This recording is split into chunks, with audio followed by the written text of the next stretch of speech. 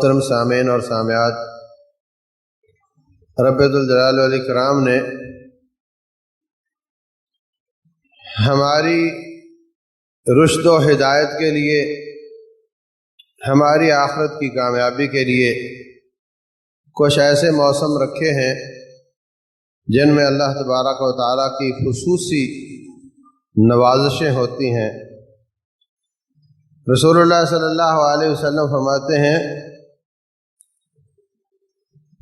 کہ افعلوا الخیر دہرکم، ہمیشہ اچھے کام کرو، وتعرضوا لنفحات ربکم، اور اپنے رب کی نوازشوں کے سامنے اپنے آپ کو پیش کیا کرو۔ یہ نوازشیں رات کے آخری پہر میں بھی ہوتی ہیں۔ رات کا جب آخری پہر آتا ہے تو اللہ تبارک و تعالی آسمان دنیا پر تشریف لاتا ہے جیسے اس کی ذات کے لائق ہے۔ بعض لوگ کہتے ہیں جی کیسے آتا ہے، آخری تہائی رات تو دنیا میں کہیں نہ کہیں ہوتا ہے، تو پھر کیا اللہ تعالی ہمیشہ آسمان دنیا پر رہتا ہے؟ یہ باتیں عقل کی، لاجک کی باتیں، قیاس آرائی کی باتیں دنیا کے لیے ہیں، اور جو عقیدے کی باتیں ہیں اگر آپ لاجک پر چلیں گے تو اللہ تبارک و تعالیٰ کا بھی لوگ انکار کر دیتے ہیں۔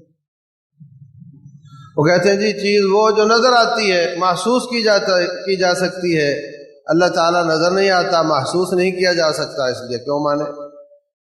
رسول اللہ صلی اللہ علیہ وسلم کو نہ ہم نے دیکھا نہ ملاقات ہوئی، اس کے باوجود ہم ان کو مانتے ہیں، ہمارا ایمان ہے۔ جہاں ایمانیات ہوتی ہیں وہاں لاجک ختم ہو جاتا ہے، لاجک پیچھے رہ جاتا ہے۔ جب لاجک ختم ہو وہاں سے ایمان شروع ہوتا ہے۔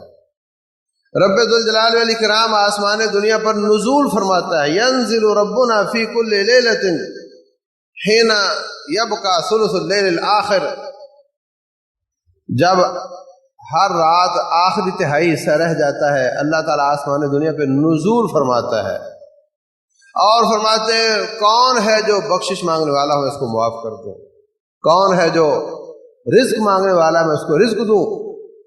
تو ہمارا اس پر ایمان ہے۔ اور نزول وہ فرماتا ہے جو اوپر ہو، جو پہلے نیچے ہو اس نے کیا نزول کرنا ہے؟ جو اوپر ہوگا تو نزول کرے گا، تو ثابت ہوا اللہ تعالیٰ اوپر ہے۔ عجیب بات ہے، ہندو بھی اس بات کو مانتے ہیں کہ اللہ اوپر ہے، اوپر والے نے یہ کیا، اوپر والا یہ کر دے گا۔ مسلمان نہیں مانتے۔ مسلمان کوئی کہتا ہے ہر جائی ہے، ہر جگہ ہے، کوئی کہتا ہے دلوں میں گھسا ہوا ہے، نعوذ باللہ۔ رسول اللہ صلی اللہ علیہ وسلم سجدے میں پڑھ کر کیا فرماتے؟ سبحان ربی الاعلیٰ، بلند۔ آمنتم من فی السماء ان یخسف بکم الارض فاذا ہی تمور، کیا اس ذات کے بارے میں بے خوف ہو گئے ہو جو آسمانوں پہ ہے، جو بلندیوں پہ ہے، کہ تمہیں زمین میں نہ دھنسا دے؟ الرحمن علی العرش استوى، رحمان عرش پہ ہے۔ اور ایک لونڈی، اس کا مالک اس کو آزاد کرنا چاہتا تھا، آ کر پوچھتا ہے اے اللہ کے رسول آپ اس کا ایمان چیک کر لیں، اگر یہ مومن ہے تو میں آزاد کر دوں۔ آپ نے جو سوال کیا اللہ کے بارے میں، یہ نہیں کہ اللہ کو مانتی ہو نہیں مانتی ہو، یہ نہیں کہ اللہ ایک مانتی ہو تین مانتی ہو، فرمایا این اللہ، اللہ کہاں ہے؟ کہتی ہے فی السماء، آسمانوں پہ۔ من انا، میں کون ہوں؟ کہا، کہتی ہے انت رسول اللہ صلی اللہ علیہ وسلم۔ آپ نے فرمایا مومن ہے، اس کو آزاد کرو۔ تو رب ذوالجلال نزول فرماتا ہے، اس وقت اللہ تعالیٰ کی نوازشوں کا وقت ہوتا ہے۔ ویسے تو ہر وقت ہی اس کی نوازشیں ہیں، لیکن کچھ خاص اوقات ہوتے ہیں، کچھ خاص جگہیں ہوتی ہیں اللہ تعالیٰ کے لیے مارکے میں کھڑا ہونا، یہ موقع ہے جس میں اللہ تبارک و تعالیٰ کی نوازشیں بہت زیادہ ہوتی ہیں۔ بیت اللہ، کعبۃ اللہ کے پاس، حجر اسود کے پاس ملتزم میں چمٹ کر دعا کرنا، یہ جگہیں ایسی ہیں جہاں اللہ تعالیٰ زیادہ قبول کرتا ہے۔ تو کچھ اوقات ایسے ہوتے ہیں، کچھ مواقع ایسے ہوتے ہیں، کچھ جگہیں ایسی ہوتی ہیں جن میں اللہ تعالیٰ کی نوازشیں زیادہ ہوتی ہیں، تو ان جگہوں میں ہر شخص نہیں پہنچ سکتا۔ اللہ تعالیٰ جو مواقع ایسے فراہم کرے، جو اوقات ایسے فراہم کرے، اس سے بھرپور فائدہ اٹھانے کی کوشش کرنی چاہیے۔ یہ جو رمضان آ رہا ہے، یہ بہت بڑی سعادت کی بات ہے کہ ہماری زندگی میں آ جائے۔ ابھی تک کوئی پتہ نہیں کہ آئے گا نہیں آئے گا، وہ تو آئے گا لیکن ہم ہوں گے نہیں ہوں گے۔ تو میرے عزیز بھائیوں، میں نے پچھلے سبق میں عرض کیا تھا کہ یہ جہان کمپٹیشن کا جہان ہے، ایک دوسرے سے آگے بڑھنے کی کوشش ہر میدان میں، اور جب انسان اپنے سے آگے کسی کو دیکھتا ہے تو ہمت پکڑتا ہے، اور جو اپنے سے نکمے اور سست کو دیکھتا ہے تو وہ اپنے آپ کو اچھا سمجھتا ہے کہ اس سے تو میں اچھا۔ اس لیے اپنے سے زیادہ بہتر لوگوں کا ساتھ یہ آپ میں نشاط پیدا کرے گا۔ اچھے لوگوں کے ساتھ مجلس، اللہ تعالیٰ فرماتے ہیں وَاصْبِرْ نَفْسَكَ مَعَ الَّذِينَ يَدْعُونَ رَبَّهُمْ بِالْغَدَاةِ وَالْعَشِيِّ۔ اے نبی محمد صلی اللہ علیہ وسلم، آپ جو صبح و شام مجھے پکارتے ہیں ان کے ساتھ جڑ جائیے۔ وَلَا تَعْدُ عَيْنَاكَ عَنْهُمْ، آپ کی نظریں ان سے تجاوز نہیں کرنی چاہیے، ان سے آگے آپ کو کچھ نظر ہی نہیں آنا چاہیے۔ یہ جو مجھے دن رات پکارتے ہیں، یہ غریب بڑے مسجد نبوی کے صفہ کے طالب علم، کسی کا رنگ کالا ہے، کوئی حبشے سے آیا ہے، کوئی بھوکا ہے، پیاسا ہے، کسی کے تن پر کپڑے پورے نہیں ہیں، مگر آپ ان کے ساتھ بیٹھا کرو۔ کسی کی آنکھیں سلامت نہیں ہیں، آ کر کے سوال کیا، رسول اللہ صلی اللہ علیہ وسلم کے پاس کوئی چودھری بیٹھا ہوا تھا، آپ اس کی ہدایت پر حریص تھے کہ یہ میرا ساتھی نابینا، یہ تو کل بھی آ جائے گا لیکن یہ کبھی کبھی قابو آتا ہے، اس کو میں اچھی طریقے سے دعوت دے دوں۔ آپ نے نابینے کی طرف توجہ کم کی اور ناپسند فرمایا کہ اس وقت کیوں مجھے بار بار کہہ رہا ہے، یہ تو اپنا ساتھی ہے۔ اللہ تبارک و تعالیٰ نے آسمان سے سورت نازل کر دی، عبس وتولى ان جاءه الاعمى وما يدريك لعله يزكى او يذكر فتنفعه الذكرى اما من استغنى فانت له تصدى۔ جو آپ کی سننا نہیں چاہتا اس کو آپ سناتے ہیں، اور جو آپ کو سننے کے لیے آیا ہے، جو رغبت رکھتا ہے، جو لپکتا ہوا آیا ہے، آپ اس سے بے رغبتی نہیں کرتے۔ اللہ اکبر۔ پھر تو حالت یہ ہو گئی کہ فرمایا ابغونی فی ضعفائکم، صحیح بخاری میں ہے، جب مجھے تلاش کرنا ہو کہ میں کہاں ہوں، مسجد میں کئی گروہ ہوتے ہیں، کوئی سیٹھوں کا گروہ ہوگا، کوئی طالب علموں کا ہوگا، کوئی غریبوں کا، کوئی دوسروں کا۔ الطیور علی اشکالها تقع، عربی کا جملہ ہے کہ پرندے اپنے ہم شکلوں پر ہی گرتے ہیں۔ کبھی آپ ولیمے پر جائیں تو جس میز پہ آپ جیسا ہوگا آپ اس کے پاس جا کر بیٹھو گے۔ تو فرمایا مجھے تلاش کرنا ہو تو میں دیکھوں جہاں کو غریب نوجوان، غریب لوگ بیٹھے ہوں گے، وہاں مجھے دیکھنا، میں ان میں بیٹھا ہوا ہوں۔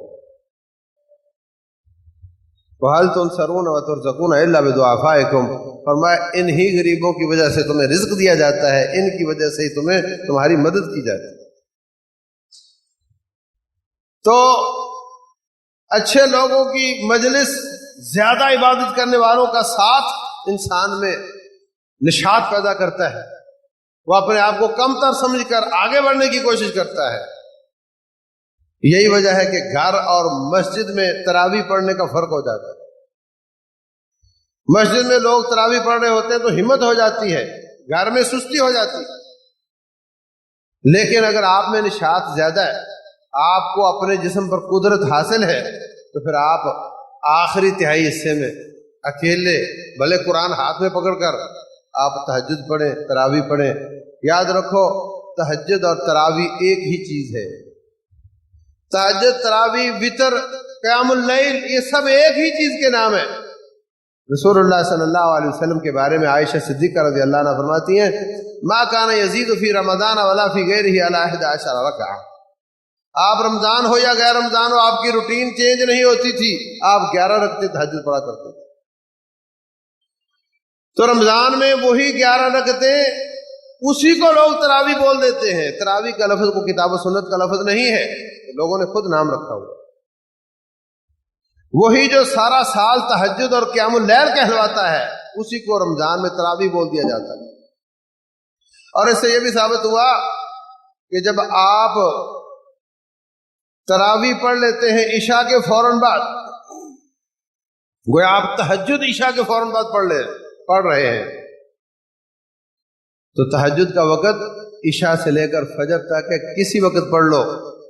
اس کے لیے سونا چاہیے اور اس کے لیے اٹھنا چاہیے، یہ کوئی تصور نہیں، غلط تصور۔ اور یہ بھی سمجھو کہ میں تہجد کی اذان کے وقت اٹھا تھا، یہ تصور بھی غلط ہے۔ تہجد کی اذان نہیں ہوتی، تہجد عشاء کے وقت سے شروع ہو جاتی ہے، اس کی کوئی اذان نہیں ہوتی۔ جو فجر سے پہلے آدھا گھنٹہ اذان ہوتی ہے، فجر سے آدھا گھنٹہ پہلے، وہ تہجد ختم کرنے کی اذان ہوتی ہے کہ اب کلوز کرو۔ اب اگر آپ کی رکعتیں زیادہ رہتی ہیں تو اب آپ اس کو تھوڑا پڑھ کر رکعتیں پوری کرنے کی کوشش کرو، ابھی فجر ہونے جا رہی ہے۔ رسول اللہ صلی اللہ علیہ وسلم کے زمانے میں عبداللہ حضرت بلال رضی اللہ تعالیٰ عنہ اور فرمایا کہ اذا اذن بلال فکلوا واشربوا، جب بلال اذان کہیں تو کھایا پیا کرو۔ یہاں تک کہ ابن ام مکتوم اذان کہے فإنه لا يؤذن حتى يقال له اصبحت اصبحت، نابینا ہے، لوگ کہتے صبح ہو گئی تو جا کر اذان کہتا ہے۔ اور حدیث میں آتا ہے مسجد نبوی کے پاس ایک مٹی کا ڈھیر تھا، چوٹی تھی، پہاڑی سی تھی، تو اس پر چڑھ کر اذان کہی جاتی تھی۔ حضرت بلال پہاڑی سے اترتے تو ابن ام مکتوم چڑھنا شروع کر دیتے، بس اتنا ہی فاصلہ تھا دونوں اذانوں میں۔ اور اس اذان کے مقصد کے بارے میں رسول اللہ صلی اللہ علیہ وسلم فرماتے ہیں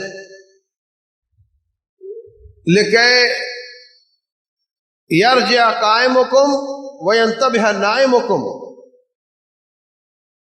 اس اذان کا مقصد یہ ہے کہ جو قیام کرنے والا ہے وہ اپنے قیام کو کلوز کر لے، اور جو سو رہا ہے وہ اٹھ کر فجر کی تیاری کر لے۔ اور یہی 20-25 منٹ پہلے ہوتی تھی، ہمارے ہاں 1 گھنٹہ پہلے لوگوں کو سونے نہیں دیا جاتا، رات اذانیں ہو رہی ہیں۔ حرمین میں بھی اتنا وقت پہلے ہی ہوا کرتی تھی، آج کل انہوں نے وقت بڑھایا کیونکہ رش اتنا زیادہ ہو گیا ہے، تاکہ گھنٹہ پہلے واش روموں پہ رش زیادہ ہو جاتا ہے۔ اگر آدھ گھنٹہ پہلے ہو تو گھنٹہ پہلے ہی لوگ اپنی تیاری کر لیں تو رش ڈیوائیڈ ہو جاتا ہے۔ ورنہ سنت طریقہ اس کا یہی ہے کہ 20-25 منٹ پہلے اذان ہوتی تھی، اور مقصد اس کا یہ 3 مقصد بیان کیے۔ قیام اللیل والا کلوز کر لے، سوتا ہوا اٹھ کر تیاری کر لے، اور پہلی حدیث کے بلال اذان کہیں تو کھایا پیا کرو۔ اس کا مطلب یہ ہوا کہ یہ سحری کی اذان، حضرت بلال کی اذان سحری کی اذان، اور اس کے بعد اذان جو ہوتی ہے اس پہ کھانا پینا بند کر دیا کرو۔ تو میرے عزیز بھائیوں، یہ تہجد، یہ تراویح، یہ قیام اللیل، یہ وطر ایک ہی چیز ہے. اگر آپ نے نبی صلی اللہ علیہ وسلم نے 9 وطر بھی پڑھے تو 9 کے ساتھ آپ 2 الگ سے پڑھ لو تو آپ کی 11 ہو جائے گی. 2 اور 2 4 کر لو تو 7 وطر پڑھ لو. 2 اور 2 6 کر لو تو آپ 5 وطر کر لو. 2 کر کے 8 پڑھ لو تو 3 وطر پڑھ لو. جس طرح کی روٹین چل رہی. تو جتنی آپ کے وطروں کی رکعتیں کم ہوتی ہیں ادھر سے بڑھتی ہیں، جتنی ادھر سے کم ہوتی ہیں وطر بڑھتا ہے. تو پھر وطر ہی ہوئے نا ساری تہجد کا نام وطر ہی ہوا نا. اور یہ بھی اس سے ثابت ہوا کہ وطر عشاء کا حصہ نہیں ہے جس طرح لوگوں نے سمجھ رکھا ہے. عشاء کی کتنی رکھتے بولے 17. 2 یہ اور 2 وہ اور 4 وہ اور یہ کل ملا کے آخر میں 3 وطر 17 ہو گئے. تو یہ وطر تہجد کا حصہ ہے، یہ عشاء کا حصہ نہیں، کبھی بھی نہیں، کبھی بھی نہیں رہا ہے. یہ غلط تصورات لوگوں میں پھیلے ہوئے ہیں. تو میرے عزیز بھائیوں، جس کی ہمت زیادہ ہو وہ فجر سے پہلے 1-2 گھنٹے پہلے اٹھ کر تہجد پڑھے، تراویح پڑھے، امام سے بھی لمبی پڑھے، لمبے لمبے رکوع سجدے کرے، گڑ گڑا کر اللہ تعالیٰ سے دعائیں کرے، یہ سب سے افضل ہے. اور اگر اکیلا پڑھنے پر آئے اور وہ ویسے ہی بھول جائے اور لیٹ اٹھے تو پھر ایسی صورت میں رات پڑھ کر سو جانا زیادہ بہتر ہے، امام کے ساتھ پڑھ لینا زیادہ بہتر ہے. رسول اللہ صلی اللہ علیہ وسلم فرماتے ہیں من صلی مع الامام حتی ینصرف، جو امام کے ساتھ تراویح پڑھتا ہے یہاں تک کہ وہ امام چلا جائے، آخر تک امام کے ساتھ چلتا ہے، اس کو ساری رات کے قیام کا اجر ملتا ہے. تو گھر میں اکیلے چھوٹی نماز سستی والی اور کبھی بھول گئے، کبھی رہ گئی، کبھی ہو گئی، اس سے بہتر ہے امام کے ساتھ پڑھنا. اور امام کے ساتھ پڑھنے سے بہتر ہے کہ آخری تہائی حصے میں زیادہ لمبے سجدے رکوع اور زیادہ لمبے قیام کر کے خود پڑھے، اگرچہ قرآن ہاتھ میں پکڑ کر پڑھ لے. تو جو آپ کی ہمت ہو کر لو، لیکن یاد رکھو اپنا محاسبہ کرتے ہوئے، اپنے گناہوں کا محاسبہ کرتے ہوئے رات کا قیام کرنا، سجدوں میں اپنے گناہوں کو یاد کرنا، اللہ تبارک و تعالیٰ کے سامنے کھڑے ہو کر اپنے گناہوں کو یاد کرنا، اللہ تبارک و تعالیٰ کی قوت کو یاد کرنا، اس کی کبریائی کو یاد کرنا. اتنا بڑا رب اور میں اتنا ناچیز اور اس کی بغاوت کروں، مجھے کیسے لائق ہو سکتا ہے؟ یہ ہے اپنا محاسبہ. کیا کھویا کیا پایا، کتنے گناہ کیے، کتنی نیکیاں ہوئیں، قیامت والے دن کتنے نمبروں میں ہوں گا، یہ اپنا محاسبہ کرتے ہوئے رات کا قیام کرنا. فرمایا من قام رمضان ایمانا واحتسابا غفر له ما تقدم من ذنبه، جو رات کا قیام کرے رمضان میں اپنا محاسبہ کرتے ہوئے اور ایمان کی حالت میں، اللہ تعالیٰ اس کے پچھلے سارے گناہ معاف کر دے. تو رمضان صرف روزے کے لیے نہیں ہے، اس میں رات کو بھی اللہ تعالیٰ قیام کے ساتھ گناہ معاف کر رہا ہوتا ہے، دن کے روزوں کے ساتھ بھی گناہ معاف کر رہا ہوتا ہے. رسول اللہ صلی اللہ علیہ وسلم ممبر پر تشریف لاتے ہیں، سیڑھی پہ قدم رکھا، فرمایا آمین. ساتھیوں نے پوچھا آپ نے کس بات پر آمین فرمایا؟ فرمایا جبریل امین آئے، آ کر کہنے لگے جس شخص کی زندگی میں رمضان آ جائے اور رمضان چلا جائے اور اس کے گناہ باقی ہوں، اللہ کرے وہ ذلیل ہو جائے. میں نے کہا میری بھی تائید حاصل ہے، میں بھی اس تیری بد دعا پر آمین کہتا ہوں. جتنی بھی نعمتیں ہوتی ہیں وہ ذمہ داریاں بھی ہوتی ہیں. اولاد نہیں ہے، ذمہ داری نہیں ہے، نعمت بھی نہیں ہے. اولاد آ گئی، نعمت مل گئی، ذمہ داری بھی بڑھ گئی. پیسہ نہیں، نعمت نہیں تو ذمہ داری بھی نہیں.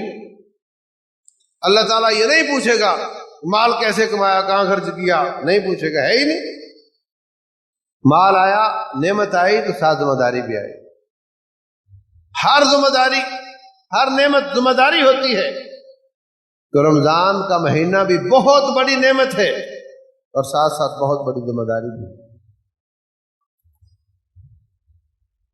رسول اللہ صلی اللہ علیہ وسلم کے پاس ایک ساتھی آ کر اپنا خواب بیان کرتا ہے، کہتا ہے اللہ کے رسول علیہ الصلوۃ والسلام 2 ساتھی فوت ہو گئے، 1 سال پہلے مارکے میں شہید ہوا تھا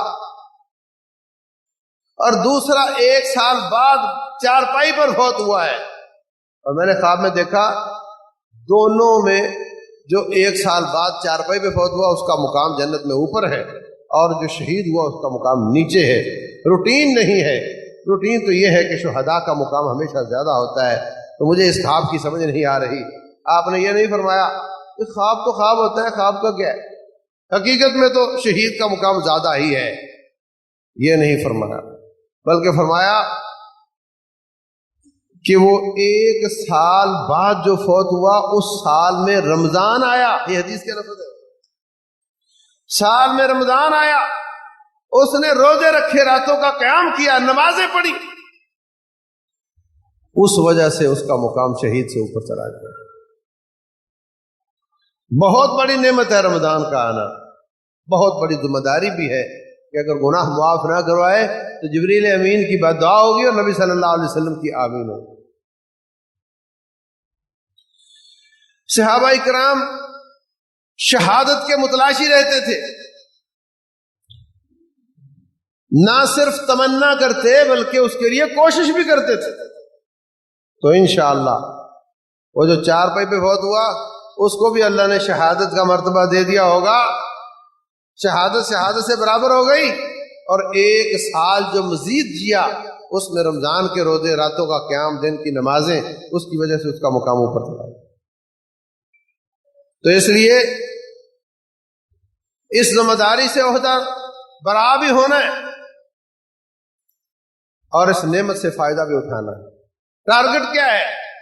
ٹارگٹ یہ ہے من صام رمضان ایمانا واحتسابا غفر له ما تقدم من ذنبه، جس نے رمضان کے روزے ایمان کے ساتھ اپنا محاسبہ کرتے ہوئے رکھے، اللہ تعالیٰ اس کے سارے گناہ معاف کر، گناہ معاف کروانا، رمضان گزر جائے اس کے گناہ باقی ہوں، اللہ کرے وہ ذلیل ہو جائے، اس بد دعا سے بچنا ہمارا ٹارگٹ ہے، اور پچھلے اور اگلے گناہ معاف کروانا ہمارا ٹارگٹ ہے۔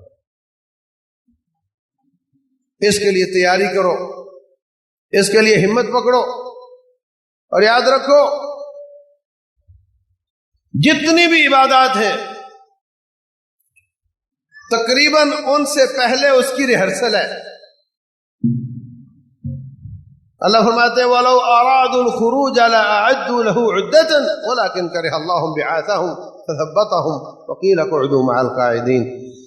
یہ جو منافق جہاد سے پیچھے رہ گئے ہیں، اگر ان کا نکلنے کا ٹھیک ارادہ ہوتا تو تیاری کیے ہوتے، تیاری انہوں نے کی نہیں، اور کہتے یہ ہیں کہ ہم بھی جانا چاہتے تھے، اللہ اس بات کا انکار کرتا، ہم نہیں مانتے تمہارے ارادے کو، اس لیے کہ تم نے تیاری نہیں کی تھی۔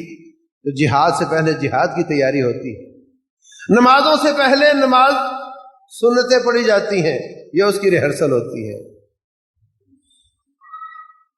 رسول اللہ صلی اللہ علیہ وسلم شعبان میں تقریباً 28 روزے رکھ لیتے تھے، 1 روزہ آخر میں چھوڑتے تھے۔ یہ رمضان کی ریہرسل ہے، ہمیں منع کیا ہے 15 کے بعد روزے نہ رکھو، البتہ جس کے چھوٹ گئے ہوں پچھلے وہ رکھ سکتا ہے۔ تو یہ رمضان سے پہلے رمضان کی ریہرسل کرتے تھے، اور آپ دیکھتے ہیں جہاد سے پہلے جہاد کی، روزے سے پہلے روزے کی، نمازوں سے پہلے نمازوں کی، اس طریقے سے انسان عادی ہو جاتا ہے۔ تہجد سے پہلے 2 رکعتیں آپ چھوٹی پڑھ لیتے، پہلے 2 رکعتیں چھوٹی پڑھ لیتے، اس کے بعد پھر آپ تہجد شروع کرتے، تو یہ آپ کی عادت مبارکہ ہے۔ تو ہمیں اس رمضان کے لیے چاہیے تھا کہ پچھلے 15 روزے ہم پچھلے 15 دن، پہلے 15 دن شعبان کے ہم روزے رکھ لیتے، کسی حد تک ہماری روٹین سیٹ ہو جاتی۔ اور اب یہ ہے کہ دوپہر کا کھانا کم کر دو، دوپہر کا کھانا کم کر دو، آہستہ آہستہ جسم عادی ہو جائے گا، اور قرآن کی تلاوت زیادہ شروع کر دو، اپنی روٹین قریب قریب لے جائے رمضان کے۔ اپنے آپ کو ذہنی طور پر تیار کر لیں. بعض لوگ کہتے ہیں جی میں تو مزدور ہوں، میرے سے تو روزہ نہیں رکھا جاتا. میں تو 11 مہینے کمیٹی ڈال لیتا، 2-2 ہزار روپے ہر مہینے بچا کر تیرے 20-22 ہزار بن جاتے، رمضان میں روزے نہ رکھتا. تو تیری مزدوری اتنی سخت ہے تو نہ رکھتا، نہ کرتا مزدوری. جو شخص رات کو مزدوری کر سکتا ہے وہ دن کی چھوڑ کے رات کو کر لے. بعض لوگ ڈرائیوری کرتے سارا سال ڈرائیور رہتے ہیں، سفروں میں رہتے ہیں. ان کی بھی 2 ہی صورتیں، یا تو برداشت کریں پھر روزے رکھ لیں، یا پھر یہ کہ وہ بھی اسی طرح 11 مہینوں میں 12ویں کا کما لیں، 12واں مہینہ رمضان کا آرام کر کے روزے رکھ لیں.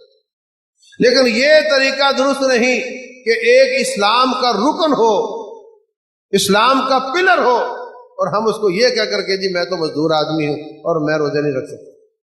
یہ تو طریقہ درست نہیں ہے. اسلام کا رکن ہے. عورت 1 ہفتہ نماز نہیں پڑھتی، روزے نہیں رکھتی، نا بعد میں روزے اس کو رکھنے پڑتے ہیں، نماز کی پھر بھی معافی مل جاتی. اس سے اندازہ لگاؤ روزوں کی اہمیت کیا ہے. نماز بعد میں بھی نہیں پڑھتی، روزے اس کو رکھنے پڑتے. جو شخص روز نماز نہیں پڑھتا رہا توبہ کر لے، آئندہ نمازیں شروع کر دے. قضاء عمری کا تصور اسلام میں نہیں، اللہ تعالیٰ اس کو معاف کر دے گا. لیکن اگر روزے چھوڑ کر مر گیا تو رسول اللہ صلی اللہ علیہ وسلم فرماتے ہیں من مات علیہ صیام صام عنہ ولیہ، جو شخص روزے چھوڑ کر مر گیا اس کا ولی اس کی طرف سے روزے رکھے. روزوں میں چھٹی نہیں. اس حساب سے اس کی اہمیت بہت زیادہ ہے. جو نہیں رکھ سکتا، بیمار ہے، فدیہ دے دے. عورت بسا اوقات امید سے ہے، بسا اوقات دودھ پلا رہی ہے، پھر امید سے ہے، پھر دودھ پلا رہی ہے، کئی سال اس پر موقع نہیں آتا. ایسی کو کہا گیا ٹھیک ہے آپ اس کا کفارہ دے دے، فدیہ دے دے. اس کا فدیہ کیا ہے؟ 1 مسکین کا 1 وقت کا کھانا پکا کر نہیں دینا ضروری. آپ غریب ہیں تو آدھا کلو گندم، آدھا کلو چاول، آدھا کلو آٹا، ان میں سے کوئی ایک چیز 30 دن ہے تو 15 کلو، اگر آپ کے پاس طاقت ہے تو 30 کلو، اس سے بھی زیادہ. فمن تطوع خیرا فہو خیر اللہ. کسی غریب کے گھر میں اناج دے دو، یہ آپ کا کفارہ، آپ کا فدیہ ہو جائے. ایک نے مجھے فون کیا، کہتا جی وہ تو بہت غریب ہے، وہ فدیہ نہیں دے سکتا. یہ لا علمی اور جہالت بہت بڑی مصیبت ہے. میں نے کہا کہ 40 روپے کلو گندم ہو تو 15 کلو کتنے کی ہوئی؟ تو کیا اتنے بھی نہیں دے سکتا؟ نہیں، اتنے تو دے سکتا ہے، دے دے. اب وہ سمجھتا ہے کہ ہر بار کھانا پکانا 100-150 کا تو ہوگا نا، تو وہ غریب ہے، نہیں دے سکتے. تو میرے عزیز بھائیوں، بوڑھا آدمی جس کو توقع نہیں کہ اب میں روزوں کے قابل ہو سکوں گا، وہ بھی فدیہ دے دے. عورت جس کو توقع نہیں کہ اگلے 2-3 سال میں روزوں کے قابل ہو سکوں گی، وہ بھی فدیہ دے دے. اور جس کی بیماری وقتی ہے، بخار ہو گیا یا کوئی بھی وقتی بیماری ہے، وہ بعد میں رمضان میں نہیں تو سردیوں میں ٹھنڈے اور چھوٹے روزے رکھ سکتا ہے، وہ فدیہ نہیں، اس کو روزے رکھنے پڑیں. تو اللہ تبارک و تعالیٰ فرماتے ہیں فمن شہد منکم الشہر فلیصم، جو اس رمضان میں زندہ ہو اس کو چاہیے کہ لازمی روزے رکھے. تو اس مہینے میں ہمیں اللہ تبارک و تعالیٰ برکات عطا فرمائے گا. اللہ تعالیٰ رزق بھی فراخ کر دیتا ہے، دسترخوان بھی بڑے کر دیتا ہے، لوگوں کے دل بھی بڑے کر دیتا ہے. یہ مہینہ ویسے تو سارا سال ہی روزوں کا سال ہوتا ہے، تہجد کا سال ہوتا ہے، صدقے کا سال ہوتا ہے، لیکن یہ خصوصاً مہینہ اللہ تعالیٰ کی نوازشوں کا، اس میں رسول اللہ صلی اللہ علیہ وسلم بہت زیادہ صدقہ کیا کرتے ہیں۔ عمومی طور پر حرم پاک میں اگر نماز ایک کی لاکھ بن جاتی ہے تو علماء اس پہ قیاس کر کے وہ کہتے ہیں کوئی بھی نیکی کرو اللہ تعالیٰ اس کو بڑھا دیتا ہے، کوئی بھی نیکی وہاں کرو اللہ اس کو بڑھا دیتا ہے۔ تو اگر رمضان اگر اسپیشل نیکیوں کا مہینہ ہے تو اس میں بھی انشاءاللہ اللہ تعالیٰ نیکیوں کے اجر کو زیادہ کر دیتا ہے۔ اس میں ہمت پکڑنا، قرآن حکیم اپنا ٹارگٹ سیٹ کر لیں آج سے، میں نے کتنی بار قرآن پڑھنا ہے، کم از کم 3 دفعہ پڑھ لینا چاہیے کم از کم، اور یہ کوئی مشکل نہیں۔ ہر نماز کے ساتھ دیکھو 10 دنوں میں 30 پارے، اس کو کاٹتے کاٹتے ایک دن پر ایک نماز پر لے آؤ، بالکل بڑی آسانی کے ساتھ حل ہو جائے۔ ہر نماز کے بعد میں نے اتنا پڑھنا ہے، آسانی سے حل ہو جائے گا انشاءاللہ۔ جس شخص کو قرآن پڑھنا نہیں آتا وہ سیکھنا شروع کر دے، وہ شرمائے نہیں، وہ قرآن حکیم کو سیکھنا شروع کر دے۔ جس کی نماز کمزور ہے شرمائے نہیں، نماز کو سیکھنا شروع کر دے۔ ہم نے اس طریقے سے اس رمضان کو، اس کی برکات کو سمیٹنے والے بن جائیں۔ رمضان گزرے، جاہل کا جہالت ختم ہو چکی ہو، رمضان گزرے تو گناہوں کے نیچے دبا ہوا ہلکا پھلکا ہو چکا ہو، رمضان گزرے اللہ کا خوف نصیب ہو چکا ہو، رمضان گزرے روٹھا ہوا رب راضی ہو چکا ہو۔ اللہ تبارک و تعالی توفیق عطا فرمائے۔ وما علینا الا البلاغ۔